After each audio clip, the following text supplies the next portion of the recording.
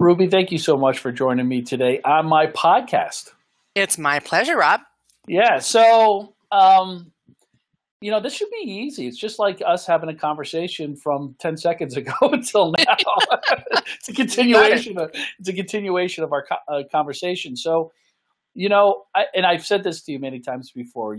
I'm so glad you came into my life personally and professionally because you've been a mentor for me with this next stage of my life as a 50-year-old guy, and I'm always intrigued by people who have been able to survive in this industry, and you're definitely one of them. And well, you're so kind. It's been my pleasure. I've gotten as much out of it as you just described, so I think it's very mutual. So let's talk about. Well, thank you for saying that, but let's talk about. I really want to dig down into how you got to where you are today and how you kind of navigated your journey.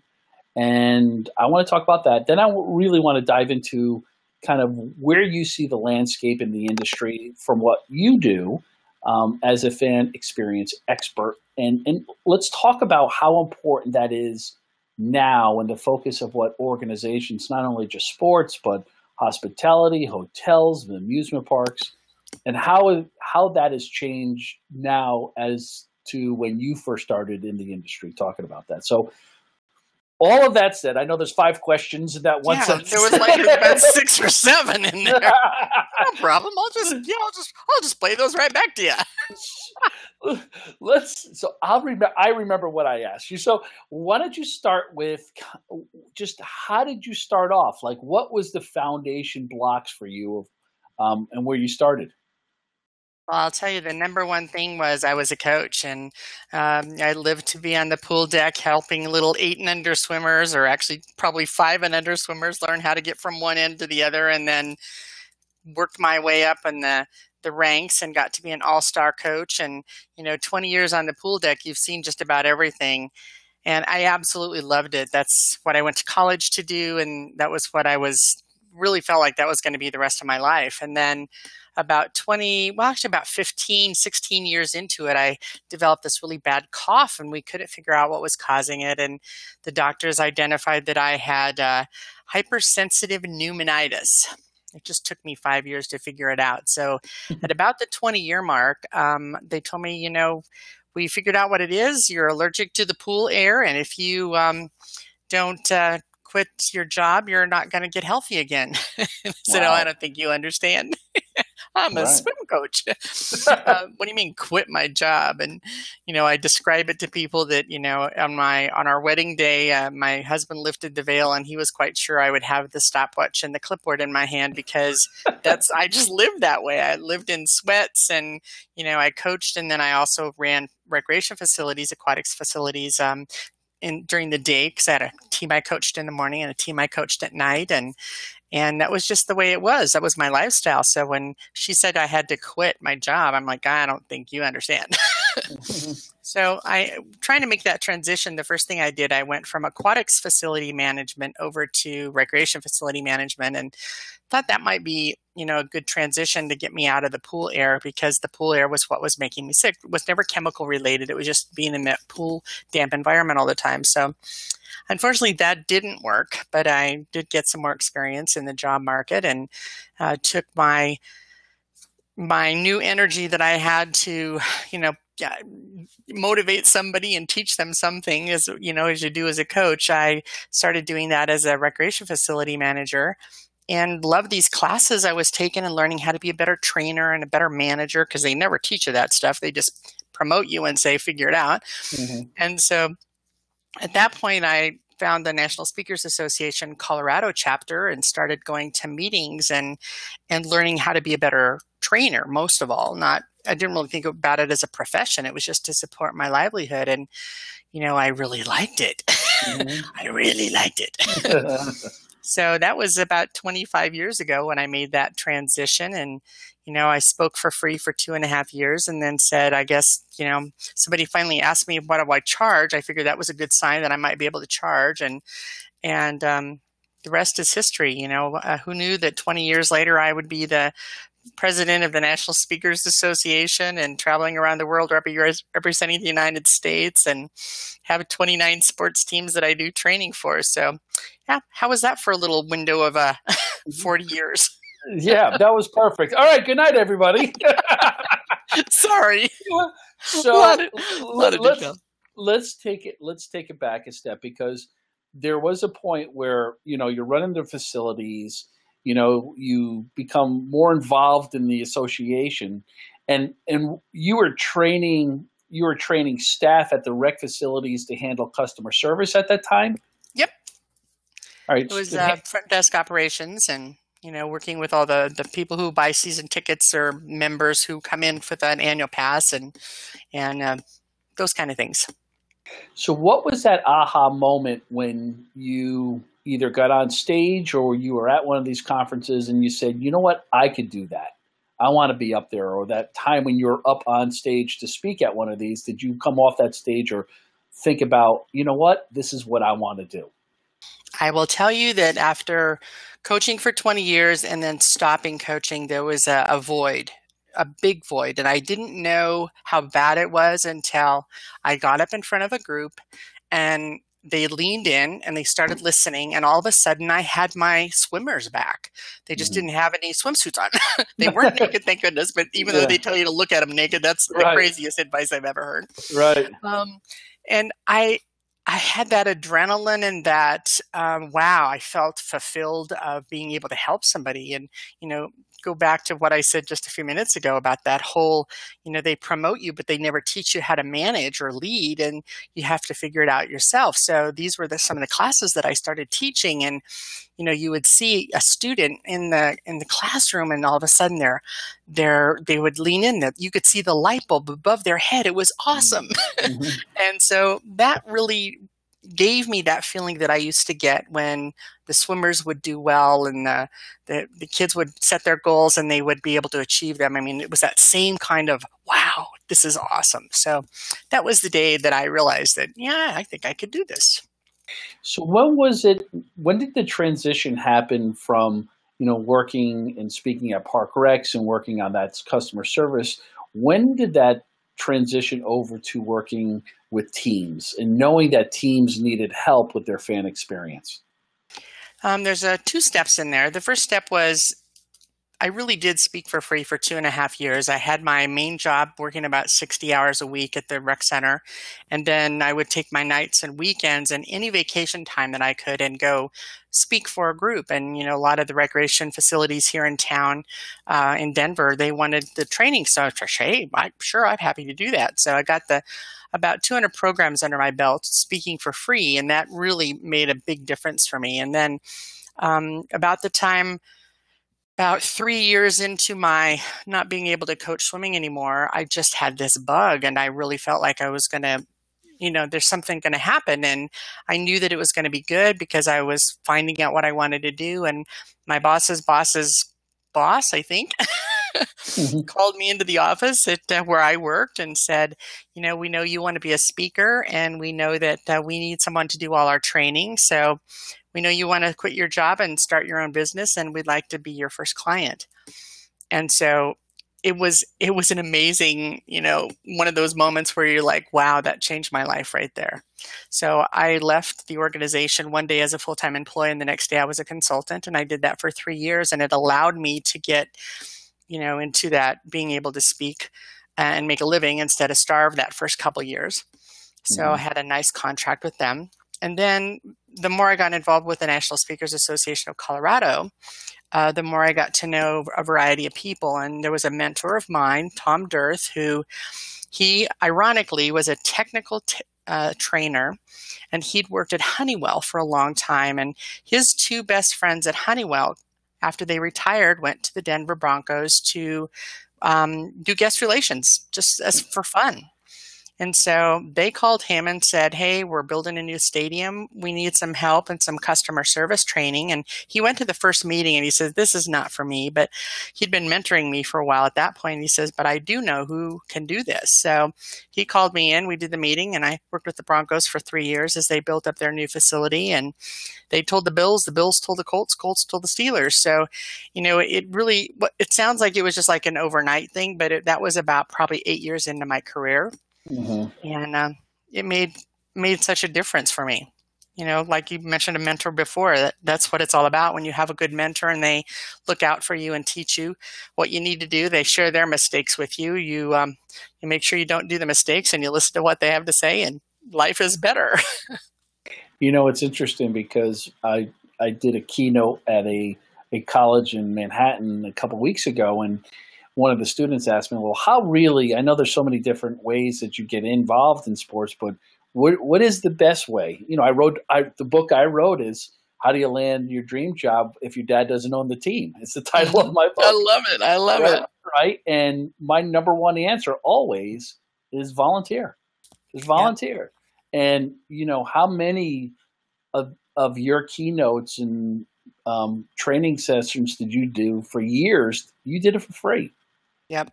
And it's such an important thing. But then that led to everything else that you're doing. From the Broncos to the Bills to the Lions. And I think that's the biggest lesson for a lot of people, not just trying to get into the sports industry, but just in business in general. So anyways. It makes such a difference. And as a professional speaker too, there's so many elements that come with the territory. I mean, it took me 200 programs to learn how to breathe, Rob. Right. It was the hardest thing. You get up in front of a group and you go and people say, oh, it looks so easy. It wasn't easy. So you practice and you really work on your craft and you take classes and my dogs know all of the programs that I do. They're the first, anytime I'm trying a new story out, the dogs get it first. And then if they, are good and attentive, if I'm holding the treats just right, and then my husband gets a second round. So, it's, and then good friends like you every once in a while will just have, hey, I got a story, let me tell you. And then when you lean in, that's okay, that's where my story needs to start. And that's where you start editing and getting it really good. So what have you seen change in the industry? From let's focus on the team side of it. Like, how important has the fan experience become? It's been a real evolution, because when I first got involved with it, I would say when I first got involved with it 15 years ago in sports, it was more like customer service, like be nice 101, and think about what you need to say to the person when they've got something in their purse and they can't bring it in. It was very rudimentary at that point. And then as it evolved, the experience became really important. I'll tell you, this is going to be a side tangent, but I'll tell you the day I sat in a league meeting for the NFL, and I was following the guy who was talking about group sales. And he stood up and he says, yeah, we've got 16 teams that are doing group sales now. And I looked at the guy next to him like, 16? Aren't there 32 teams? And he says, yeah, but we've never had to do group sales before. We've always had good attendance and good sales. And I'm like, oh my gosh. So all of a sudden, we have to have the experience be awesome for people to want to come back. Mm-hmm. So that was the first aha that I had, that, it's much more than just being nice 101 and being courteous. It's about, becoming part of the experience for the fans that are coming in. So for a long time, that was my mantra, is that, you have to invite your staff to be part of the experience. And once they get that and you appreciate them for doing it and you show them how they can do it and you reinforce it, and then it becomes an experience. But until that, you're not really engaging your employees and you're not engaging your fans. So that was the first big jump. Then the second jump was very interesting. That's when technology started taking over, and our world became so different, and people were all of a sudden looking at us like, wow, I think if we have an app for that, that'll help that.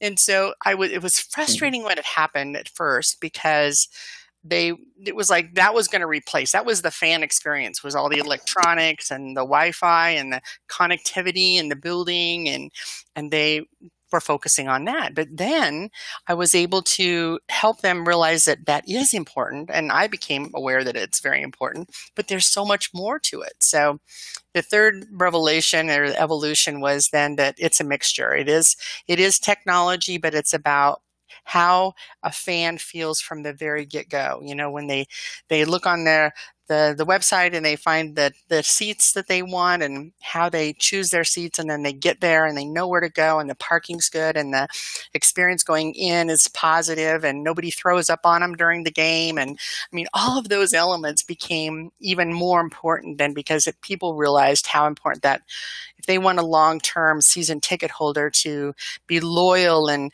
you know, renew the next year, they really have to focus on how their experience is. And there's so many factors that go into that. I don't think I took a breath on that. So It was good. It was good. Don't pass out.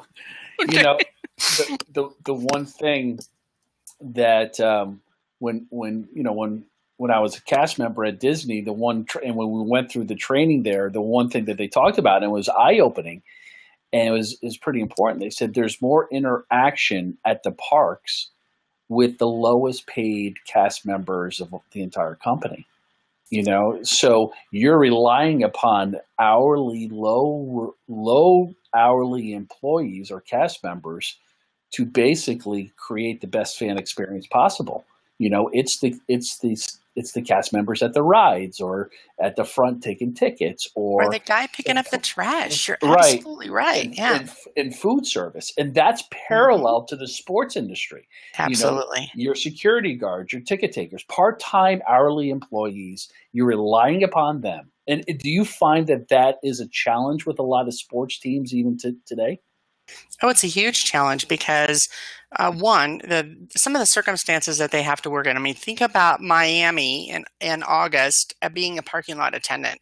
Mm-hmm. You know, just go there for a second. You know, you think about how all the amenities, and so then you think about the Buffalo Bills in a winter game, and you know, you've got all these different things that they have to overcome as well. So, you know, you have to find the dedicated staff that really wants to be there, and you reinforce all of the things that they're doing, and then it can really make a difference. But you're right, that frontline staff is really going to be representative of your brand. And I was just talking to someone in soccer today, and one of the challenges they have is that there are so many partners within the building. You know, there's somebody who's doing the parking services, there's somebody who's doing the security, and then food and beverage concessions. Those are all different companies, but you want it to be a seamless experience. But sometimes those people who work for another organization, if that organization isn't a good partner and they don't believe in everything that you're trying to create, it can have an opposite effect.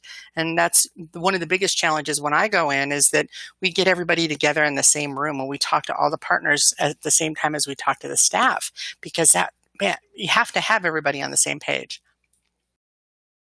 So let's transition this over to some of the other clients that you have, because gosh, I mean, I reading that list, it's everything from zoos to amusement parks.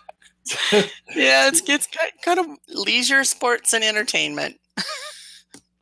So, and we talked about some of the projects you did over in Dubai and how that kind of led a whole different chapter and on your journey. You want to talk a little bit about the difference in customer service and fan experience and entertainment over that part of the world comparable Absolutely. to here? Yeah. One of the biggest things that I learned, well, let me tell you a little bit about how I got over there. I used to speak, and I want to go back. I haven't been back for a couple of years, but the International Association of Amusement Parks and Attractions. It's one of the largest events that I speak for every year. There are like 20 23, 25, sometimes 28,000 people that attend this event. It's, 5 days long in Orlando, and they just actually moved the world headquarters there too. And the association really does a great job of bringing people in from around the world, big exhibit hall. And so I was speaking there for a couple years, and one of the people who happened to be attending reached out to me after one of my sessions and said, "Hey, I'd like to do this little activity that you did." And we started bantering back and forth. And ironically, it was about the same time that I was going to go over to do some training. I also teach presentation skills to Johnson & Johnson and GE. And GE was having me go over to India. So in the dialogue back and forth through email, this person said, I'm from Dubai. And, this was back in 2005 when we were just like trying to figure out where it was. Right. We didn't know what it was at all. Right. And so it was really fun because I looked it up on the map and we just started hearing about it. So long story short, we stopped there on our way home from India and did some training for them. And my first experience there really took me to a whole new level of customer service that I have not experienced anywhere. And when you go to a 7-star hotel who actually owned the water park where I was doing training, and you see and you have that firsthand experience of what service can be like, it takes you to that next level. So what it did for me was it really taught me that when you do pay attention to all of those elements and those moments, and you help staff understand how important those moments are, then wow, it's phenomenal what can happen. So this is where your name of your company came from. That's correct. All right. The Burj Al Arab is frequently referred to as a 7-star hotel. So up until then, I'd been Ruby Speaks Incorporated, and I just felt like that I wanted to make that transition and learn and represent what I had learned. So 7-star service became a real thing. So now, when we first started this conversation, I asked you that one long-winded question. Now we're at the point we're going to talk about what you're doing now through 7-star. So I came full circle, lady. You did. I'm pretty sure. I'm pretty excited about that. All right. So let's talk about everything that you built your foundation. You've been doing this for a very long time. Where are you now? Oh man, that's a tough question because it's such an exciting time. As I mentioned, the technology for the service level for the customer is changing, but it's also changing as a speaker. And one of the biggest things that I've spent the last year working on is identifying the best avenue to create online learning for my customers, because they don't always have time for the training, and they don't have time for me to come back every month. So they have a new employee come on board, and we want to have some tools that can really help them. So I've been studying the best portal, the best way to deliver training without the stand up and deliver, and videos and modules and the mini sessions, those kind of things. So that's the next piece for me. I will still be doing my stand up and still be doing my stand up and deliver and those long-term contracts, because that's where I really get in deep with the organizations. But I'm looking into some other options so that we can help more people. That's the goal, is to, every morning I get up and ask myself, how many lives can I touch today, and who needs to learn, and what do I need to learn to help them? So no more standing up in front of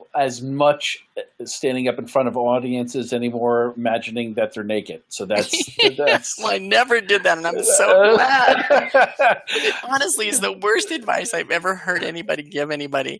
Oh, just imagine the audience in their underwear. Not going to happen. I know, it's ridiculous. You can't do it.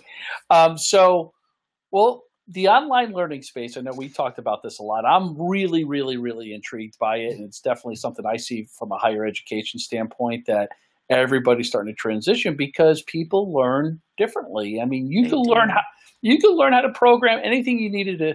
You could become a programmer just watching YouTube videos now. Mm-hmm. You can. So I'm proud of you for transitioning And I'm still doing the stand up and deliver. That's really yeah. important too, because of the, Hmm. being live into the different organizations that I work with. But, Hmm. what I'm seeing is happening, especially in the association market, is that, they have a subject matter expert who's Hmm. very knowledgeable and knows their stuff very well, but they're not necessarily a very good presenter. So Hmm. then they'll videotape that medium presenter and then they'll put it up online and they call it online learning. And I just believe that there's more to that. Yeah. Yeah, because now you could scale Ruby 24/7. There's access to Ruby 24/7. You bet. And there's so many different ways to teach too. That's the beauty of this, Yeah. whether it's, that like we're doing right now. I mean, I'm in Denver and where are you today? I'm in Connecticut, New York. Connecticut. Yeah. Yeah. And so making sure that you have the technology to work and that connection and make it real, then it has really good potential. How did people get in touch with you? The best way is, reach out on my website. It's 7starservice.com, and it's the number 7, starservice.com. And there's a little contact form there, or you can just send me an email at the quickest way is just to send me a direct email at ruby@7starservice.com. And you're pretty active in LinkedIn as well, too. So Yes. that's another Thank way. you for that. That's probably, I love LinkedIn for that because especially in sports and entertainment, boy, I just surpassed my 10,100 connections all in sports and entertainment. So I've worked diligently to build up those connections and nurture those relationships. So I was just on there for about an hour and a half today I'm headed over to Utah. So I wanted to be able to reach out and let folks know that I'm coming over to Salt Lake. It really is the greatest platform. It is. Yeah. Yeah. I wish it was around 20 years ago. Thank God we have it now. Yeah, no kidding. Well, But and I'm sure that you tell all your folks too that building up their profile there, especially in sports, because everybody changes jobs so much when you get to that level and you want to go get a promotion, but it may not be within your organization. You have to leave that organization and go to another one. That's where people find you. So it used to be years ago, you left a job and, especially if you were tied in and you didn't have access anymore to your contacts on Outlook, you lost all those yeah, contacts. And okay, now it's like, it doesn't matter. I got everybody I need to know on LinkedIn. right here. Yeah.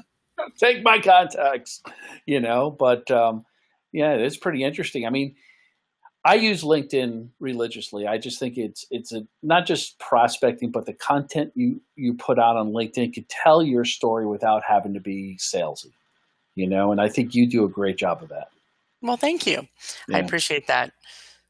So, well, thank you so much for your time. Oh my gosh, it was a kick. Yeah, right. It's nice and easy, and it's like it's like we talk every day.